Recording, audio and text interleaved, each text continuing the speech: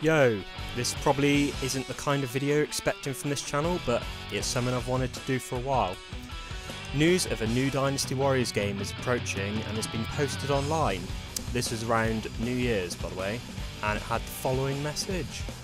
Last year we welcomed the 15th anniversary of the Dynasty Warriors series, and we were not able to deliver the news fans were expecting. For that, we are very sorry. This year we are preparing to be able to make a big announcement, so please look forward to it, with a picture of the lovely Woo ladies in red dresses, or should I say Woo ladies, or something like that. So with that, here's some ideas. Story mode, to appease the people that, you know, piss and moan about how great the personal stories in Dynasty Warriors 5 are. They're not, by the way, just throwing that out there. Have the stories told in the Dynasty Warriors 7 and 8 way, but have one or two changes. Firstly, pick up your character before the narration of the next stage, then the character that narrates it can build up to the next battle, including the events relating to that character. For example, Shu Huang explaining how he joins Wei. In previous games, he just sort of joins in like that friend everyone has at school that no one invites to events. They just sort of end up there. 2. Pick the character after the narration and then have scenarios like they did in Samurai Warriors 4, but vastly improve upon them. And by that, I don't mean have everyone standing around circle jerking, because it's bloody boring. For either of those situations, cutscenes or the camps in previous games would be effective, but add a bit more welly to it. The occasional arm wave or head shake isn't really going to cut it, is it? Just add some more life to it. Another thing I'd like to see would be all forces have their own stories, similar to Lu Bu in 8XL. In general, what I'd like to see across the 4 main stories would be more stages, more hypotheticals need more attention, and to be better written. I think they were great when they first came out, but looking back nearly 3 years later, they're pretty bad. Shu and Wu in particular are fucking dreadful. Shu's is especially annoying because he didn't actually have the manpower to achieve that story, and the yellow turbans are in it. The cunting yellow turbans! Might as well have fucking Doctor Who join them. And with Wu, it was, oh yeah, we all just get on like BFFs for life. But I suppose they thought it'd feel weird if all 4 stories ended up with them conquering the whole land. Regarding the lack of story, I thought it was funny that Wu was wiped out in a single stage in both Wei and Jin's hypothetical stories. In ways they would have had more manpower, as Liu Bei had no home, but whatever, I guess. I've found a complete list of all the battles found in Romance of the Three Kingdoms, which will be included in the description, so it's not like they can complain about the lack of battles to pick from. Another thing I'd like to add would be to have the Wei story finish on Heifei Castle and not Fawn Castle, as Cao Pi's reign isn't highlighted at all. That may make the stories unequal in length, but it's tough shit really. Then if Wu and Shu don't do many battles, to quote Dark Souls memes, get good in battles, guys. Another thing would be to expand the Jin story arc to include the fall of Wu. They're just later Wei at the moment and not really Jin, well, on paper anyway. Regarding hypotheticals, I'd like to see more routes outside of the main one. Maybe not as long, say about 3 stages, and 5 or 6 for the main hypothetical route. Here are some examples of these mini hypothetical routes. For Wei, Shu gets destroyed at Changban, so it's just you versus Wu. Ma Teng's plot to kill Cao Cao works, so you can play as Wei and as Cao Pi. Lu Bu joins Cao Cao. Losing the Battle of Guandu, that'd be interesting.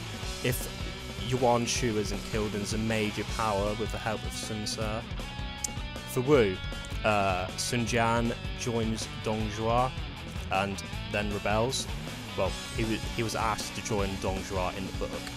It'd be interesting to see if he actually did that. There was a scenario in 8XL that he sort of did that, but whatever. Sun Ce living past his death and still leads Wu. Sun Jian leads Wu without dying. Sun Shangjiang not getting married to Liu Bei, so Zhou Yu's plan to split the land in two works. For Shu, they set up Jing province as base and mainly battled the Sun family. Zhuge Liang survives the Battle of Wuzhang Plains. Huang Zhong dies at Mount Dingjuan instead of Xiahou Yuan, and Shu loses that battle. Tao Qian doesn't die, and Liu Bei and co stay under him for longer. Liu Bei is joined by Guan Yu at Guandu, and they stay with Yuan Shao. Now, saying all these things is nice. I think you have to force players into completing the original story first, so the historical ending, before unlocking any of these hypotheticals.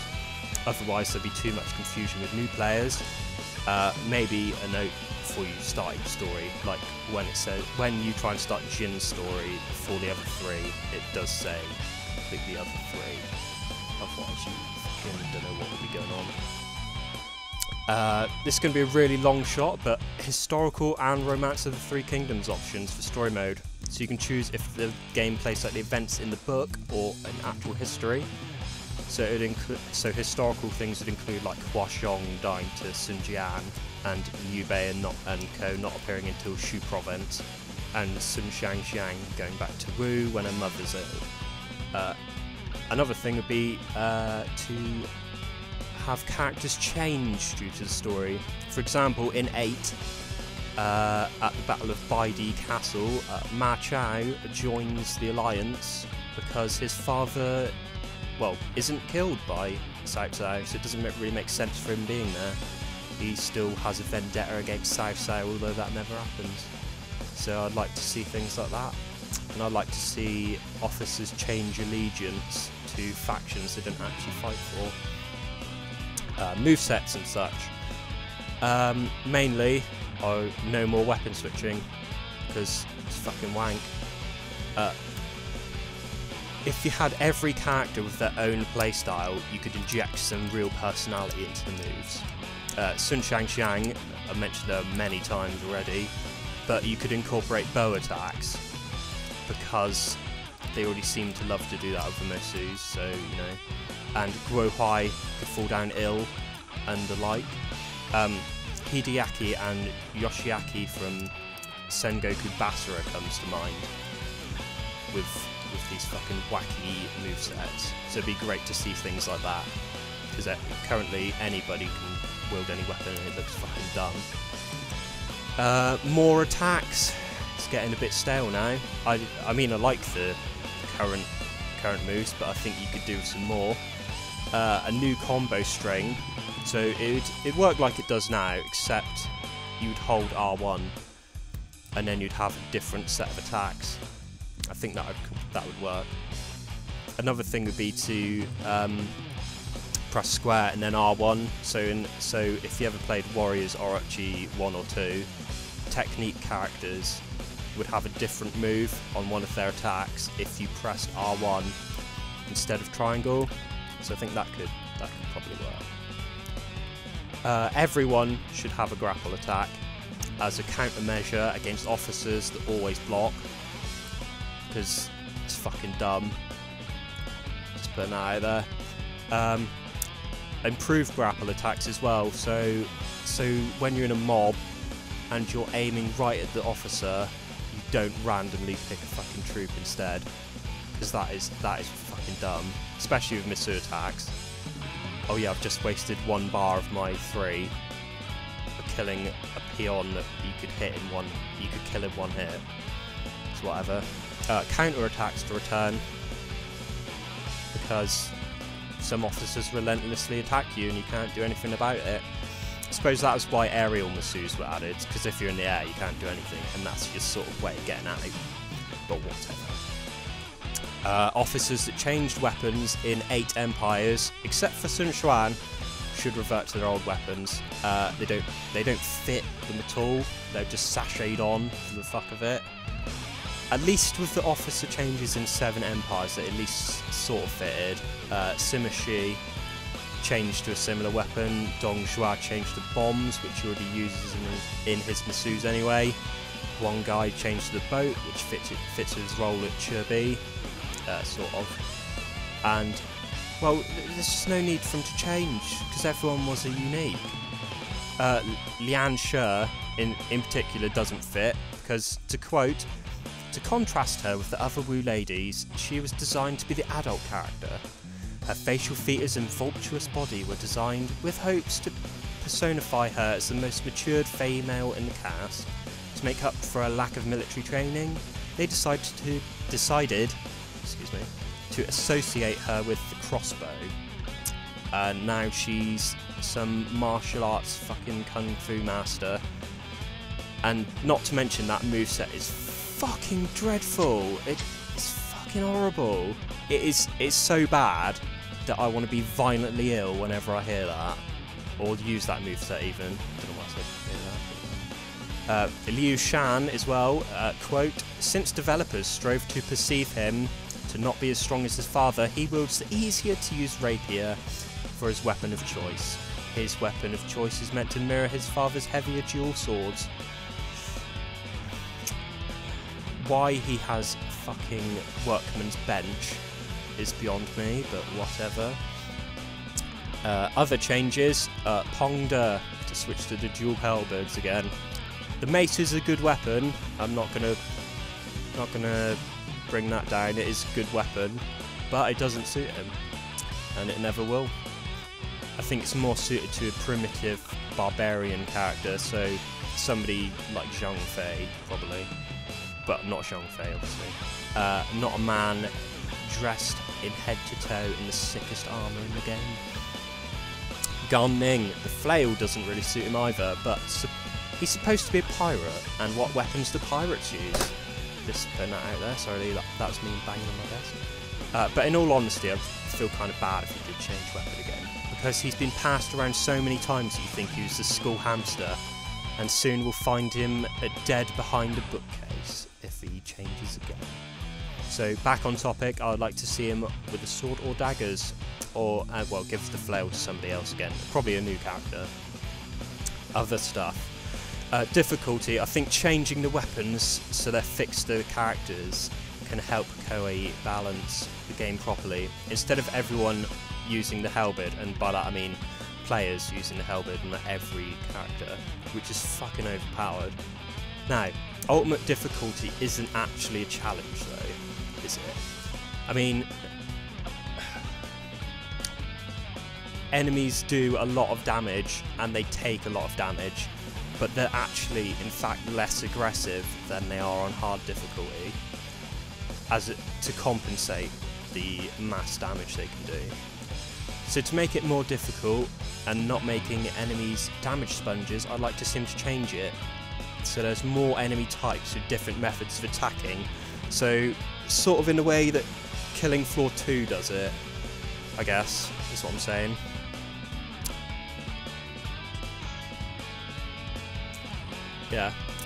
Yeah, more enemy types with different methods of attacking, and not just this one-hit kill bullshit, because you've had the displeasure of playing as Yuan Shao. Not sure why I singled him out, but there we go.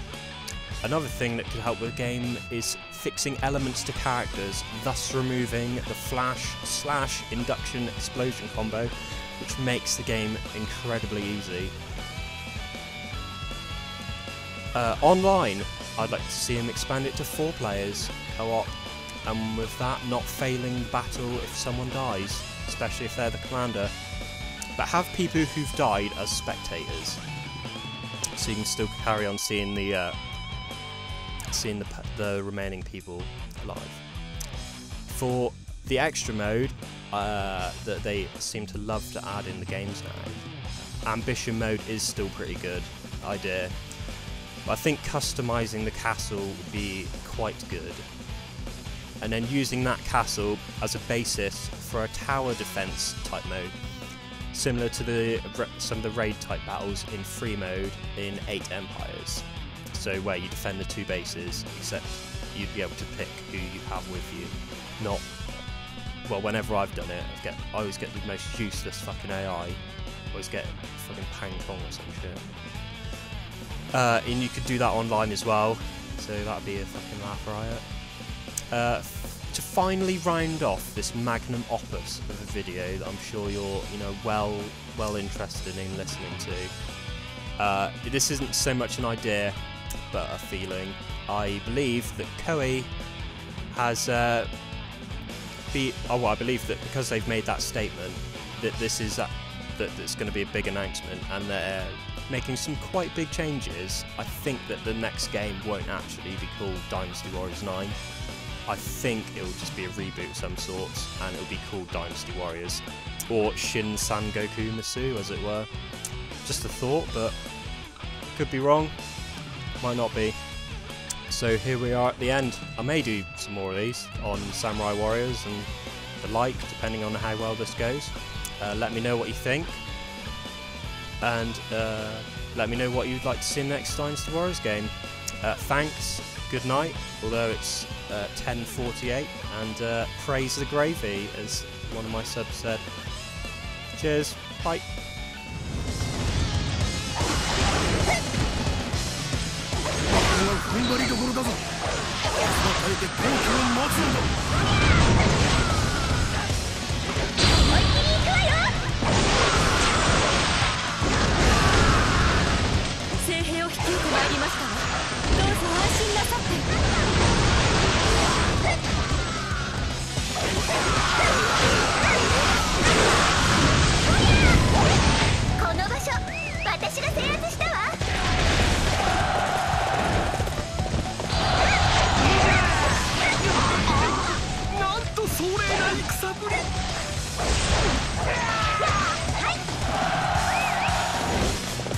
悪いな、手間かけさせちまった。よし、こっから盛り返していくぜ。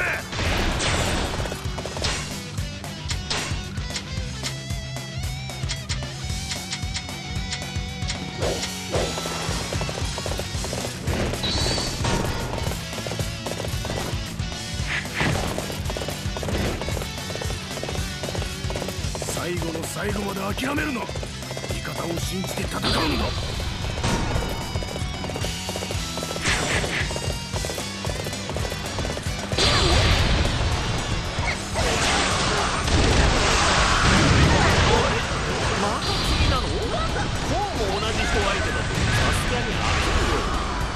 腕に覚えがある。だが俺だ。負けるわけにはいかん。私が可愛がってあげましょう。これはいいところだ。しかしどうと願えませんか。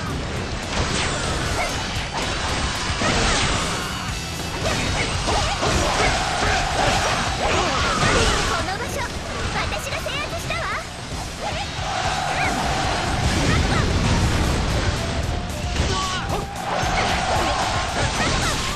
お見事な武勇。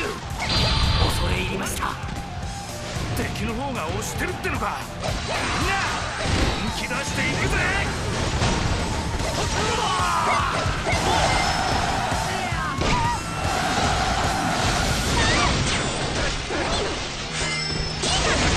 味方の援護に回る。子供、俺に続け。